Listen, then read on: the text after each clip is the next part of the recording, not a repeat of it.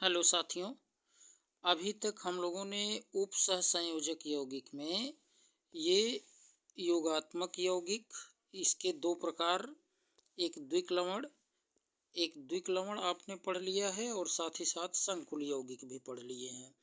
और इसके अलावा लिगैंडों के प्रकार में एक दंतुक लिगैंड जिसे आप मोनोडेंटेट लिगैंड कहते हैं, इसके यहाँ देख पा रहे होंगे कुछ एग्जाम्पल दिए गए हैं और ये सारे एग्जाम्पल हम लोगों ने देख लिए हैं पार्ट 1 की वीडियो में।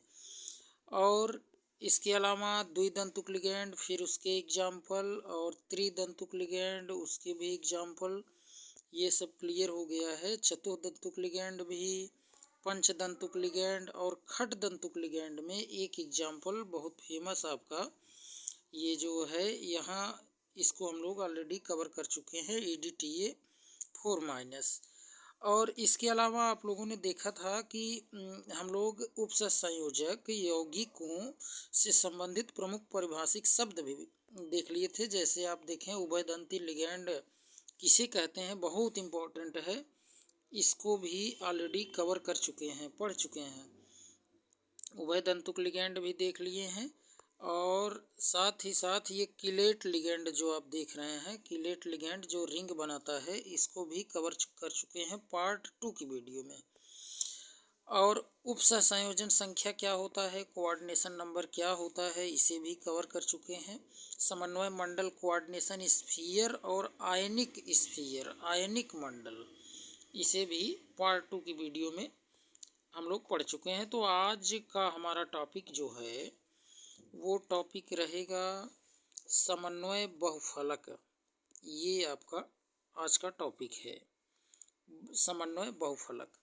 तो इसको देख लेते हैं एक एक करके और इसके बाद फिर जो आपके नेक्स्ट जितने भी टॉपिक हैं उनको 1 बाय 1 करके देखते हैं। तो देखिए समन्वय बहुफलक क्या होता है, इसको ज़रा समझें। समन्वय बहुफलक क्या है इसको देखते हैं, ठीक है। तो देखिए केंद्रीय चाहे वो धातु परमाणु हो, अक्सर होता है आयन से सीधे जुड़े लिगैंड समूहों की द्विक स्थान व्यवस्था को, द्विक स्थान मतलब दो दो उसके स्थान हो सकते हैं व्यवस्थित रूप से, उसी को हम समन्वय बहुफलक कहते हैं।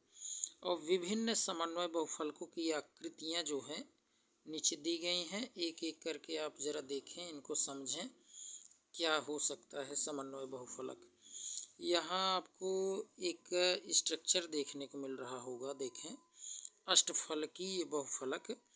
अष्टफलकीय बहुफलक में आपको देखने को मिलेगा 6 फलक होते हैं, 6 फलक आपको देखने को मिलेगा। तो इसमें देखें लिगैंड कितने जुड़े होते हैं, तो 6 लिगैंड जुड़े होंगे, ठीक है, 6 लिगैंड जुड़े होंगे। और पहली बात तो आप नंबर जो होगा ये लिगैंड का, इसी से आप पहचान करें, ठीक है। अगर 6 लिगैंड जुड़ा है तो आप ये जानें कि उसकी जो संरचना है वह ऑक्टाहेड्रल होगी, ठीक। मेटल से 6 के 6 लिगैंड, 3 ऊपर की तरफ 3 नीचे की तरफ, ये लिगैंड उस मेटल को लोन पेयर दे करके उपसहसंयोजी बंध द्वारा जुड़े होते हैं। अब आप देखें यहाँ एक स्ट्रक्चर देखने को मिल रहा होगा, देखिए यहाँ ये चतुष्फलकीय बहुफलक है, चतुष्फलकीय टेट्राहेड्रल। इसमें 4 तो जुड़े रहेंगे लेकिन क्या होगा, ये त्रिविम में होंगे, ये 3 डायमेंशनल में व्यवस्थित होते हैं।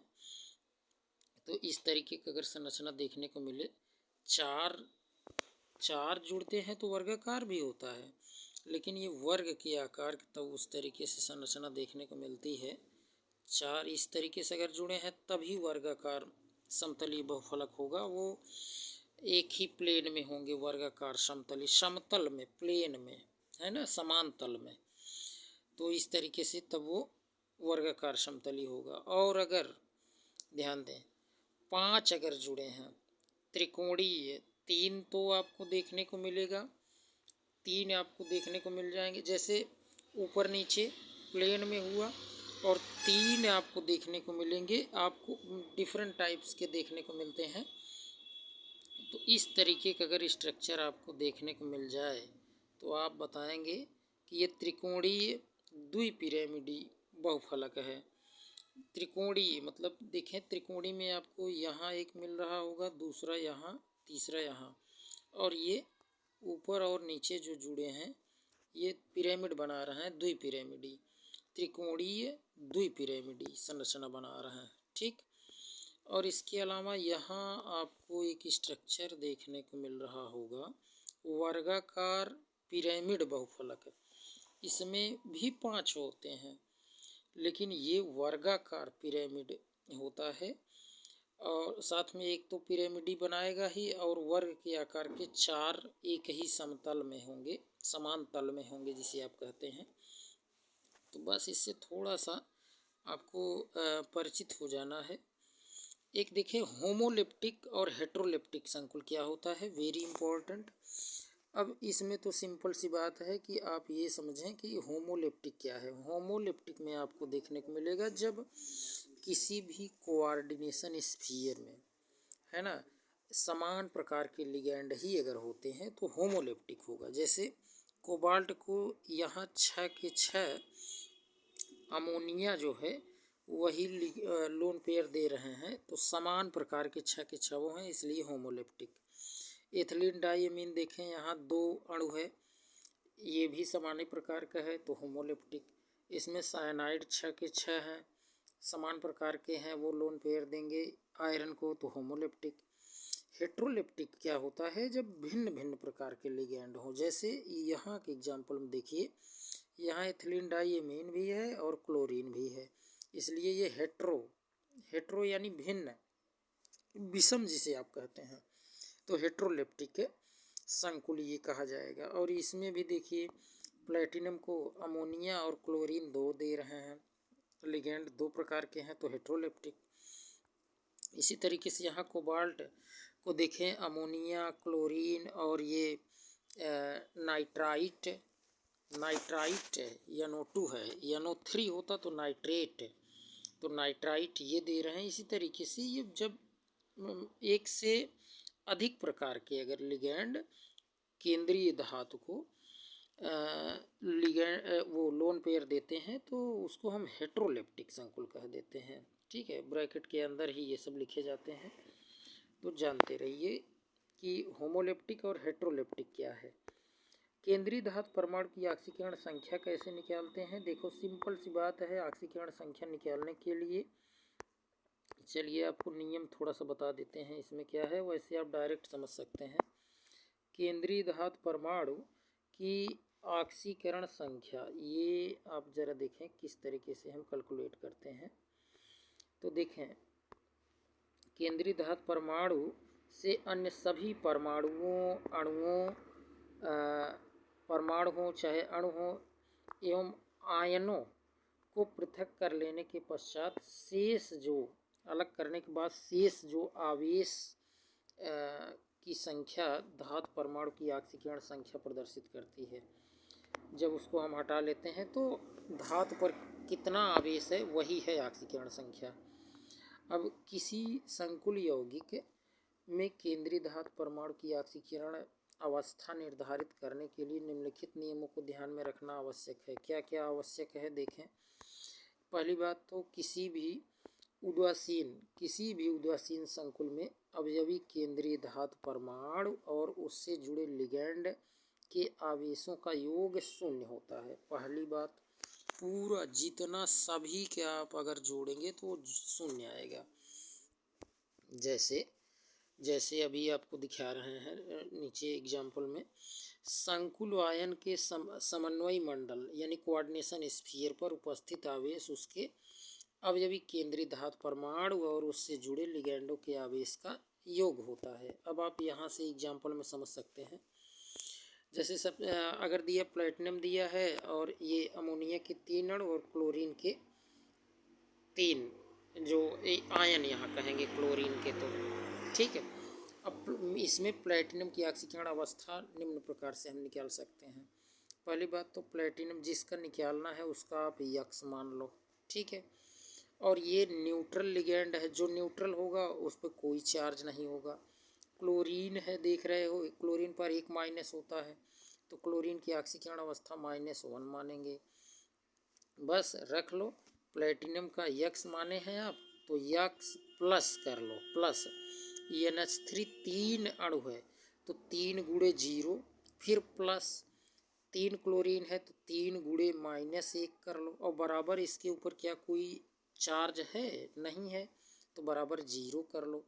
अब यक्स प्लस 3 में 0 गुणा करेंगे तो ये तो 0 हो जाएगा, और प्लस माइनस से -3 में 1 का गुणा किए 3 आ गया, तो बराबर 0 हो गया। तो यक्स बराबर ये माइनस बराबर उधर जाएगा तो प्लस में हो जाएगा।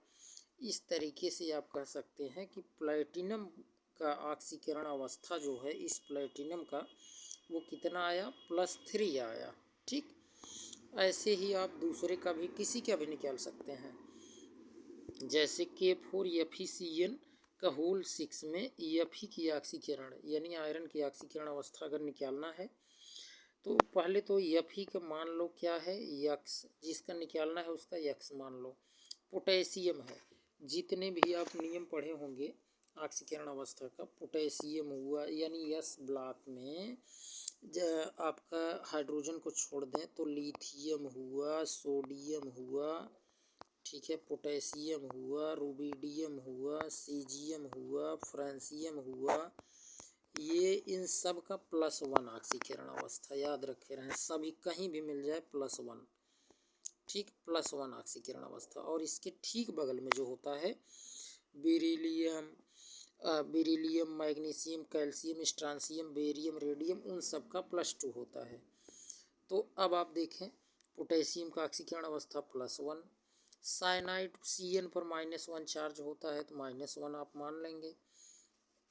ठीक है, अब आप रखिए पोटेशियम 4 है ना, तो 4 गुणे +1, यही +1, और प्लस Fe के यक्स माने हैं तो यक्स 6 गुणे -1, क्योंकि एक CN -1 तो 6 गुणे -1 बराबर कोई चार्ज नहीं इसके ऊपर तो बराबर 0, तो 4 में 1 का गुणा किए 4 आ गया, और प्लस यक्स है, प्लस यक्स रख लो, और प्लस माइनस से माइनस तो -2, -2 नहीं, देखिए यहाँ थोड़ा गलत हुआ है, 6 में 1 का गुणा करेंगे तो यहाँ -6 हो जाएगा, कितना? -6 बराबर 0, बराबर 0 हो जाएगा। तो अब आप समझिए इसको हल कैसे करना है। देखिए ध्यान दीजिएगा, थोड़ा यहाँ मिसप्रिंट है, यहाँ -6 होना चाहिए था, इतना तो आप समझ लेंगे। अब देखिए 4 + 4 है और यक्स प्लस यक्स -6, तो यक्स बराबर आप रख लो, -6 को बराबर उधर ले जाएंगे तो +6 हो जाएगा, +4 को इक्वल को उस साइड ले जाएंगे तो -4 हो जाएगा, तो ये 6 से 4 निकालेंगे तो 2 आ जाएगा, और वो भी पॉजिटिव में आ जाएगा। इस तरीके से x = +2, x = +2 यानी Fe का ऑक्सीकरण संख्या कितना आ गया? +2 आ गया।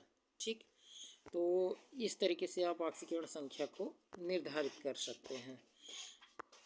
अब देखते हैं ये वेरी इंपॉर्टेंट, उप सहसंयोजक यौगिकों का IUPAC नामकरण कैसे करते हैं। देखें वेरी इजी, बस एक बार समझ लो, ये आपका टॉपिक है।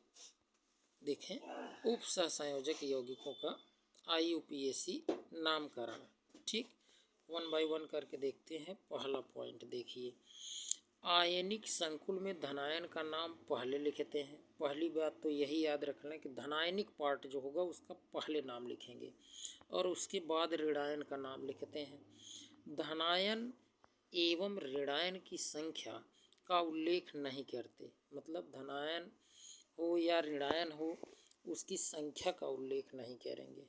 ठीक, कितनी संख्या में है, एग्जाम्पल में अभी देखेंगे। दूसरा पॉइंट आप देखें, उदासीन संकुल का नाम एक ही शब्द में लिखते हैं। उदासीन संकुल जो होगा उस संकुल का नाम एक ही शब्द में लिखेंगे।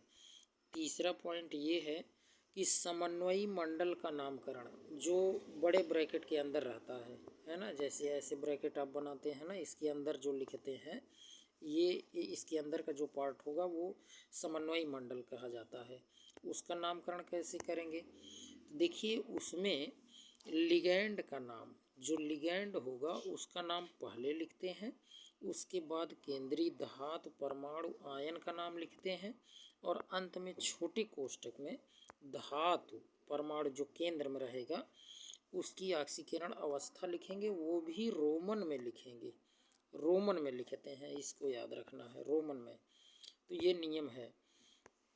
और लिगैंड का नामकरण कैसे होगा ये भी पॉइंट थोड़ा समझ लीजिए। लिगैंड का नामकरण, ऋणायन लिगैंड के नाम का समापन ओ से होता है। अंत में बताए भी थे जब लिगैंड के टाइप्स बता रहे थे, जैसे Cl माइनस है तो इसका आप क्या लिखेंगे? क्लोराइडो। क्या लिखेंगे? क्लोराइडो। ओ आ रहा है ना, क्लोराइडो, ओ आएगा, क्लोराइडो। ब्रोमीन है, ब्रोमाइडो। नाइट्रेट NO3 है तो नाइट्रेटो, नाइट्रेटो। और नाइट्राइट है तो नाइट्राइटो। ठीक है, इस तरीके से आप इनका नामकरण, इसको आप देख लीजिए थोड़ा सा क्या क्या है ना, IUPAC नामकरण के लिए क्या क्या हम कैसे कैसे फॉलो करेंगे। पहले धनायन लिखेंगे, याद रखिए, पहले धनायन पार्ट का नाम लिखेंगे, फिर ऋणायन पार्ट का लिखेंगे, फिर उदासीन संकुल होगा तो उसको एक ही शब्द में लिखेंगे। समन्वय मंडल का नामकरण जो करेंगे उसमें लिगैंड का नाम पहले, फिर केंद्रीय धातु परमाणु का, इसके बाद रोमन में उसका हम रोमन में लिखेंगे छोटे कोष्ठक में, फिर लिगैंड का नामकरण अगर ऋणावेशित लिगैंड है तो उसके अंत में ओ लगाएंगे। ठीक, उदाहरण के लिए देखिए यहाँ दिया भी है, उदाहरण के लिए ज़रा समझें एग्जाम्पल के तौर पर। जैसे एग्जाम्पल में जैसे Cn माइनस तो साइनो लिखेंगे, CO3 कार्बोनेट है तो कार्बोनेटो लिखेंगे, क्लोराइड है तो क्लोरो नहीं करके क्लोराइडो आप याद रखे रहो, क्लोराइडो। ठीक, इस तरीके से। और इसके अलावा दूसरा पॉइंट देखें, उदासीन लिगैंड का नाम यथावत होता है, जैसे H2O का एक्वा, NH3 का एमीन, CO का कार्बोनिल। धनात्मक लिगैंड के नाम का समापन ईयम से करेंगे। ठीक,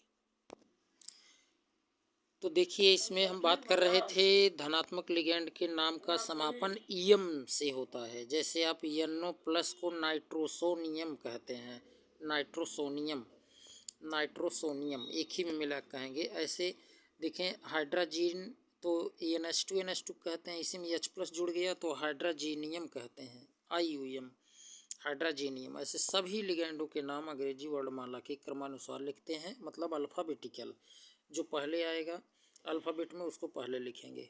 एग्जाम्पल में अभी देख लेंगे। पाँचवा पॉइंट देखिए, यदि एक ही लिगैंड 2 या अधिक बार आया है तो उसके नाम से पूर्व डाई, ट्राई, टेट्रा, पेंटा, हेक्सा आदि लिखते हैं। ये याद रखना है। ठीक है, इसके अलावा आपको देखने को मिलेगा यदि लिगैंड के नाम में डाई, ट्राई आदि शब्द उपस्थित है पहले से ही, लिगैंड में डाई जैसे एथिलीन डाईएमीन पहले से ही है, ठीक है, ट्राई आदि शब्द उपस्थित पहले से है, तो उसके एक से अधिक बार अगर आ रहा है तो उसका पूर्व लग्न डाई के 2 के लिए 2 बार अगर है तो 20, 3 बार है तो ट्रिस, 4 बार है तो टेट्राकिस, 5 बार है तो पेंटाकिस, 6 बार है तो हेक्साकिस आदि लिखते हैं। एवं लिगैंड के नाम को छोटे कोष्ठक में लिखते हैं। लिगैंड के नाम को जब ये 20 ट्रिस, टेट्राकिस, पेंटाकिस लगाएंगे तब छोटे कोष्ठक में लिखेंगे। लिगैंड जो 2 धातु परमाणु के मध्य सेतु का कार्य कर के नाम से पूर्व ग्रीक शब्द, जैसे सेतु परमाणु वाले भी मिलेंगे तो वहाँ पर ग्रीक शब्द ये म्यू लिखते हैं, ये आपको बताया जाएगा। पाँचवा पॉइंट याद रखें, केंद्रीय आयन का नामकरण एवं समापन कैसे करते हैं। केंद्रीय आयन, तो यदि संकुल ऋणायन है तो इसके समापन केंद्रीय धातु परमाणु के नाम के बाद संलग्न एट लगाते हैं। जैसे कहीं आयरन आ गया तब वहाँ फेरेट लिख देंगे। यदि संकुल उदासीन अथवा धनायन है तो इसका समापन केंद्रीय धातु परमाणु के यथावत नाम, वही जैसे आयरन लिख दोगे। इसके अलावा केंद्रीय धातु परमाणु आयन के नाम के बाद छोटे कोष्ठक में रोमन पद्धति में ऑक्सीकरण संख्या लिखते हैं। एग्जाम्पल देखिए तो अब एकदम अच्छे से सब कुछ समझ में आएगा। ठीक है, देखिए जैसे फर्स्ट एग्जाम्पल लीजिए। इसमें देखिए क्या करेंगे, पहले धनायन पार्ट का लिखना है तो पोटेशियम लिख दिया, ये नहीं लिखना है टेट्रा पोटेशियम, ये याद रखना है। अब इसके बाद इसके अंदर कोऑर्डिनेशन स्फीयर में लिगैंड का नाम लिखिए। लिगैंड वो भी कितने हैं, अब उसको बताना पड़ेगा कितने हैं। 6 हैं तो हेक्सासाइनो, हेक्सासाइनो। और ऋणावेशित अगर ये जालक है तब आयरन, आयरन जो देख रहे हैं ना, इसका लैटिन नाम लिख के 8 लगा देंगे, नहीं तो ऐसे आयरन लिख देते। ऋणावेशित पार्ट अगर है तब उसके केंद्रीय धातु के अंत में 8 लगेगा, याद रखे रहना है। अगर धनावेशित है तो नहीं लगेगा। ठीक है, तो अब यहाँ फेरेट लग गया। और Fe का ऑक्सीडेशन नंबर आप निकाल दो। वैसे Fe का ऑक्सीडेशन नंबर सिंपल आप जान सकते हो कैसे, जैसे देखो अब निकालें फटाफट, आप ऐसे जान सकते हो। जैसे K4 है, इसके बाद ब्रैकेट में आप FeCN का होल 6 और ये बड़ा ब्रैकेट आप लगा दिए। तो ये यही देखिए, ये बड़ा ब्रैकेट ऋणावेशित वाला है, इसीलिए Fe के अंत में 8 लगा। तो ये तो देखो एक के पर 1 प्लस तो 4 के पर 4 प्लस मतलब 4 माइनस यहाँ है। अब 1 CN को आप जानते हो, 1 माइनस तो 6 CN पर 6 माइनस हो गया। तो ये 4 माइनस कैसे आया, इसका मतलब +2 रहा होगा और वही +2 इसमें से 2 माइनस को न्यूट्रल किया होगा, तब ये बचा।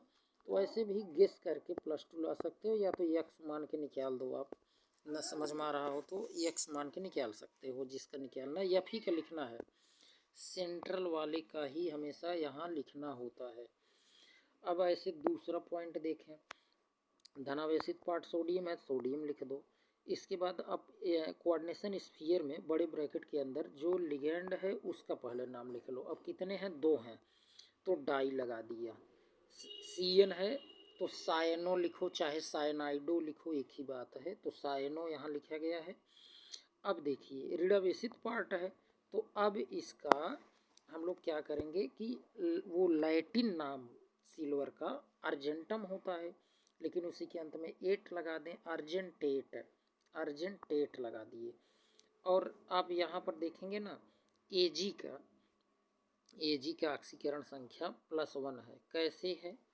कैसे है उसको भी आप समझ सकते हैं। Na पर 1 प्लस होता है तो 1 माइनस यहाँ होगा, 1 CN पे 1 माइनस होता है तो यहाँ जानते हो 2 है, 2 माइनस, 1 माइनस कैसे आया, 1 प्लस 1 माइनस को न्यूट्रल किया होगा तो 1 माइनस वही बचा। ऐसे भी या यक्स करके आप निकाल सकते हो, यक्स मान करके भी कोई दिक्कत नहीं। ठीक है, तो तीसरा पॉइंट आप देखें, ऐसे निकिल के साथ साइनाइड 4 जुड़ा है और वो भी ऋणावेशित पार्ट है, तो निकलेट तो कहा ही जाएगा, इतना तो समझिए, क्योंकि इसका लैटिन नाम भी नहीं है तो निकिल है तो निकलेट हो जाएगा। तो पहले अब देखो कोऑर्डिनेशन स्फीयर के अंदर है, तो पहले तो हमें लिखना पड़ेगा लिगैंड का। तो टेट्रासायनो, क्या लिखेंगे, टेट्रासायनो। बस वही निकलेट लिखने के बाद अब निकिल का ऑक्सीडेशन नंबर आप निकालोगे तो +2 आ जाएगा। और आयन लिख दो, ये आयन भी लिख सकते हो, यहाँ ऋण आयन है तो आप लिख सकते हैं यहाँ आयन आयन, आयन आयन भी लिख सकते हो या आयन लिख दो, दोनों बातें सही है। चौथा पॉइंट देखें, क्रोमियम के साथ 6 फ्लोरीन जुड़ा हुआ है और 3 माइनस, माइनस वाला पार्ट है तो क्रोमेट जरूर जुड़ेगा। तो हेक्सा मतलब 6 लिख दिया। फ्लोरीन है, Fe नहीं है, फ्लोरीन है। तो हेक्सा फ्लोरो या फ्लोराइडो, और ये क्रोमियम को क्रोमेट लिख देंगे, क्योंकि ऋणावेशित पार्ट है ना, ऋणावेशित पार्ट में जो सेंटर में रहेगा उसके अंत में 8 लगेगा, इसीलिए क्रोमेट लिख दिया। और क्रोमियम का ऑक्सीडेशन नंबर +3 है यहाँ, तो 3 लिख दिए रोमन में छोटे कोष्टक में, और आयन लिख दिए क्योंकि आयन है, आयन आयन भी लिख सकते हो। इस तरीके से आप इसका दिखा सकते हैं। अब जैसे यहाँ कोई भी अगर हो, जैसे मान लो 5th पॉइंट आप देखें, 5वां पॉइंट, तो पहले धनावेशित पार्ट पोटेशियम का लिख दिया, इसके बाद फिर अब हम कोऑर्डिनेशन स्फीयर में आ जाएंगे। वो भी देखिए क्लोराइडो सी से शुरू होता है और एमीन AMMINE एमीन ए से शुरू है, तो ए पहले आएगा। तो इसलिए हम लोगों को पहले क्या लिखना पड़ेगा, पोटेशियम के तुरंत बाद एमीन, एक ही है इसलिए एमीन लिख दो। 2 होता तो डाई एमीन लिखते, 3 होता ट्राई एमीन लिखते।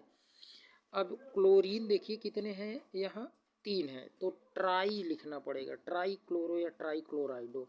और प्लेटिनियम देखिए ऋणावेशित बाद में लिखा गया है, ऋणावेशित पार्ट है तो प्लेटिनेट लिख दिए, ठीक, प्लेटिनेट। और इसके अलावा प्लेटिनम का ऑक्सीडेशन नंबर 2 है, उसे भी लिख देंगे। तो इस तरीके से आप ये देख लीजिए और इसको स्वतः करने का प्रयास करिए, ठीक है, स्वतः करने का प्रयास करिए। इसमें और देखते हैं, जैसे कुछ आपको इधर बता देते हैं, ये कुछ थोड़े से नए आपके लिए हैं। जैसे आप देखें ये 13 नंबर का देखिए, हाँ एक 13 क्या, पहले 12 देख लो, 12 है ना, 12 देखिए इसमें आपको कितने क्या क्या मिल रहा है जरा चेक करिए। इसमें तो पहले धनावेशित पार्ट आपको देखने को मिल रहा है। 12 नंबर देखें, 12 नंबर में आप चेक करेंगे क्रोमियम है और यहाँ एमीन है, सल्फेटो है, ठीक है। तो देखें यहाँ चेक करिए, ये 12 नंबर आप देखिए, इसमें जैसे धनावेशित पार्ट इस बार है तो इसमें क्रोमियम डायरेक्ट लिखना पड़ेगा, क्रोमेट ओमेट नहीं लिखना होगा क्योंकि धनावेशित पार्ट है। इसमें आपको एक NH3 एमीन ए से शुरू है ये, और ये सल्फेटो S से, तो अल्फ़ाबेट ए पहले आएगा। तो नामकरण जब भी लिखेंगे तो यहाँ देखिए पहले लिखेंगे क्या, लिगेंड का ही लिखते हैं, तो हम लोग लिख देंगे टेट्रा एमीन, फिर ये सल्फेटो लिख दिया, क्योंकि सल्फेट पर 2 माइनस चार्ज होता है तो ओ लगाना ज़रूरी है। एमीन तो उदासीन है इसलिए एमीन लिख दिए, सल्फेटो। अब ये देखिए अब आप क्रोमियम का लिखेंगे, तो क्रोमियम आप लिख दिया आपने। अब क्रोमियम का ऑक्सीडेशन नंबर आप लिख दो, ऑक्सीडेशन नंबर X मानकर निकाल दो, 3 ही आएगा। और ClO4 ये देखिए, अब इसको आप परक्लोरेट कह देंगे, ये परक्लोरेट आयन है तो परक्लोरेट आप लिख देंगे तो हो जाएगा, ठीक, सिंपल है।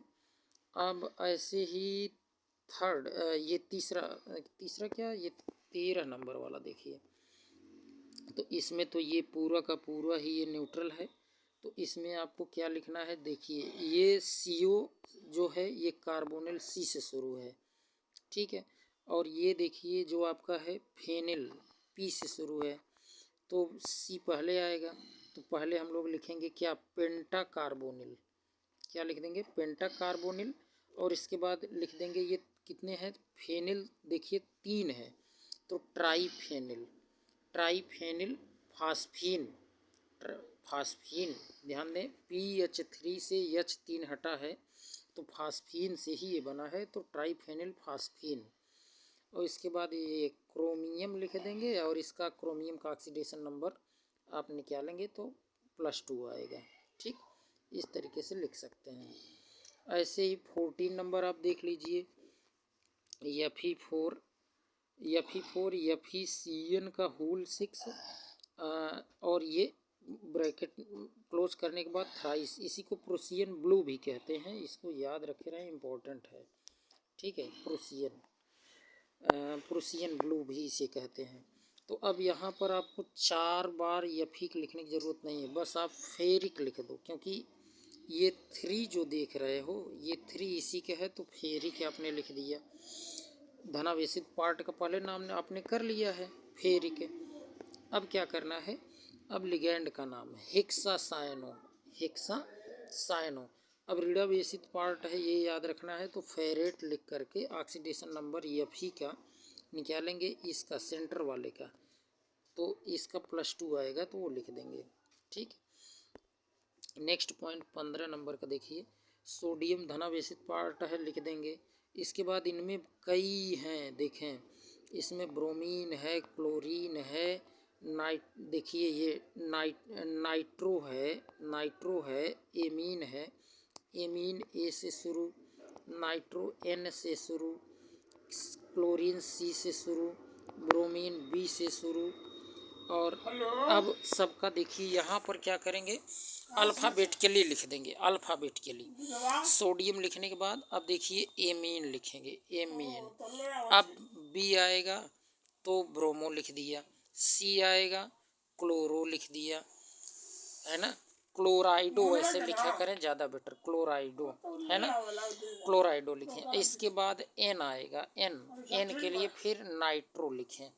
और ये पूरा रेडियोवेसित पार्ट है तो प्लेटिनेट लिखेंगे, प्लेटिनेट।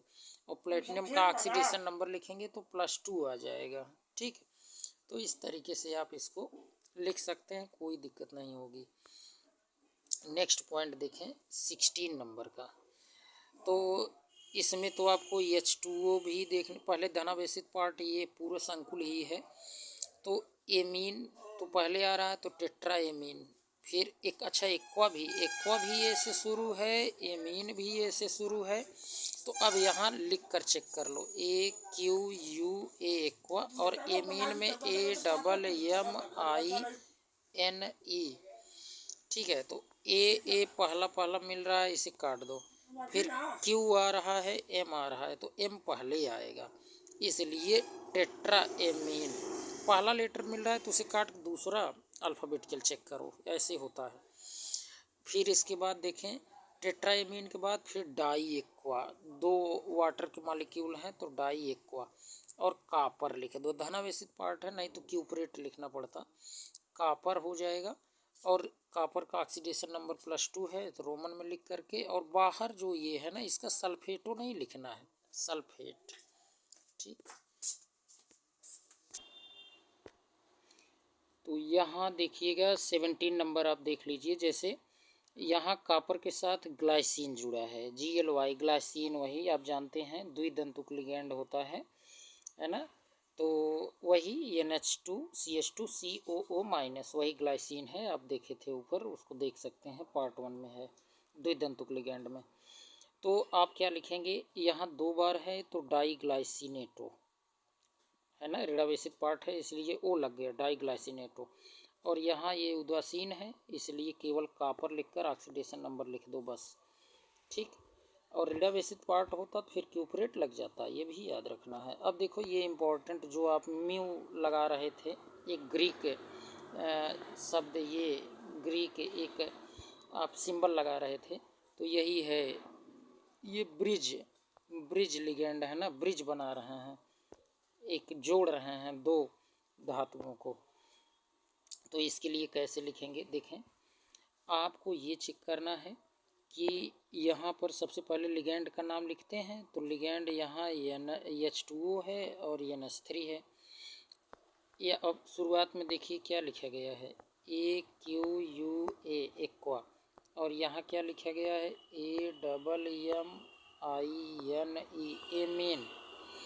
ठीक है, तो शुरुआत में क्या लिखा गया है उसको आपको लिखना होता है। ठीक है, तो इसीलिए पहले 4 लिखा गया है H2O का मॉलिक्यूल, तो टेट्रा एक्वा कोबाल्ट लिख दिया। फिर इसके बाद इसका ऑक्सीडेशन नंबर कोबाल्ट का 3 आएगा। ठीक है, उसको लिख दिया। अब इनका नाम लिखने के लिए जो NH2 है, NO2 है, जो जोड़ रहे हैं ब्रिजिंग लिगैंड, इनके पहले म्यू लगा के लिखना पड़ेगा, म्यू। और एमिडो, NH2 को एमिडो बताया गया है और इसको NO2 को नाइट्रो बताया गया है। तो म्यू एमिडो म्यू नाइट्रो, क्योंकि ये ब्रिजिंग लिगैंड है इसलिए म्यू म्यू शब्द इसके पहले लगेगा। और फिर टेट्रा एमीन, और फिर कोबाल्ट लिख दोगे आप, और फिर उसका ऑक्सीडेशन नंबर कोबाल्ट का +3 आ जाएगा तो रोमन में छोटे कोष्टक में। और लास्ट में जो Cl4 है, इसको टेट्रा क्लोराइड नहीं लिखना है, केवल क्लोराइड लिख दो। क्यों, जिस तरीके से K4 शुरू में जुड़ा था, K4 या फिर Cn का होल 6 पोटेशियम लिखे थे, बाहर ये आयनिक स्फीयर है, आयनिक स्फीयर वाले में नंबर नहीं दिखाना होगा। ठीक है, ब्रैकेट के बाहर वाले का केवल क्लोराइड लिख दो बस। तो इस तरीके से आप लिख सकते हैं। ऐसे 19 नंबर का देख लो, प्लेटिनम है, Cl2 है, EN का होल ट्वाइस है, मतलब एथिलीन डाइएमीन है। तो डाइएमीन पहले आ रहा है इसमें, तो 20 और ये सब लगेगा इसमें, आप देखेंगे अभी। और ENO3 का होल ट्वाइस है। ठीक है, यहाँ पर हमें लग रहा है मिस हुआ है, ये बड़ा ब्रैकेट भी लगना चाहिए। अब देखिए, क्लोरो C से शुरू, एथिलीन डाइएमीन E से शुरू, ENO2 N से शुरू। पहले कौन सा आ रहा है? C अक्षर आ रहा है, तो डाइक्लोरो या डाइक्लोराइडो भी लिख सकते हैं। अब N से पहले E आएगा, तो वो भी इथिलीन डाइएमीन, पहले डाई वही लगा है तो 2 बार है तो 20 लगाना पड़ा, 20 और ब्रैकेट में इथिलीन डाइएमीन लिखे दो। इसके बाद अब अभी देखिए ये एक बच रहा है, इसको नहीं लिखा गया है। अच्छा, या तो ब्रैकेट देखिए यहाँ होगा तभी ऐसा हुआ है, यहाँ अंदर ही ब्रैकेट, यहाँ ब्रैकेट रहा होगा, बड़ा ब्रैकेट लग रहा है, मिस हुआ है। ENO3 का होल ट्वाइस बाहर है तभी ऐसा लिखा गया। फिर प्लेटिनम देखिए लिखा गया क्योंकि धनावेशित पार्ट है, ऋणावेशित होता तो प्लेटिनेट, और ये नाइट्रेट केवल लिख देना है। ऑक्सीडेशन नंबर प्लेटिनम को लिखने के बाद 4 होता है, IV है ना, रोमन में तो IV ही लिखते हैं 4 को, तो IV लिख देंगे। और ये यहाँ समझ रहे हैं क्या है, एक बार फिर समझ लीजिए। यहाँ बड़ा ब्रैकेट जो है यहाँ पर है, यहीं पर बंद है, ठीक है, यहीं पर है। ये नाइट्रेट बाहर है, नहीं तो पहले इसको भी लिख लेते ना, तो ये एक कहना था। और लास्ट देखिए 20 नंबर, K3 है तो पोटेशियम पहले तो लिख देंगे। अब ये क्या है आप जान रहे हो, ये ऑक्जेलेटो है, वो भी कितना है? 3 है, तो 3 के लिए ट्राई ऑक्जेलेटो लिख देंगे, ट्राई ऑक्जेलेटो। और उसके बाद ऋणावेशित पार्ट है इसलिए फेरेट लिखना पड़ेगा, और Fe के ऑक्सीडेशन नंबर +3। तो इस तरीके से आप IUPAC नाम लिख सकते हैं। अब हम लोग नेक्स्ट वीडियो में समावयवता देखेंगे उपसंयोजन यौगिकों में, और कोई भी दिक्कत अगर होती है तो आप कमेंट के माध्यम से कमेंट करेंगे, और हम उसका सेपरेट वीडियो बना देंगे अगर नहीं समझ पाते हैं आप तो। ठीक है, तो आज के लिए इतना ही, धन्यवाद।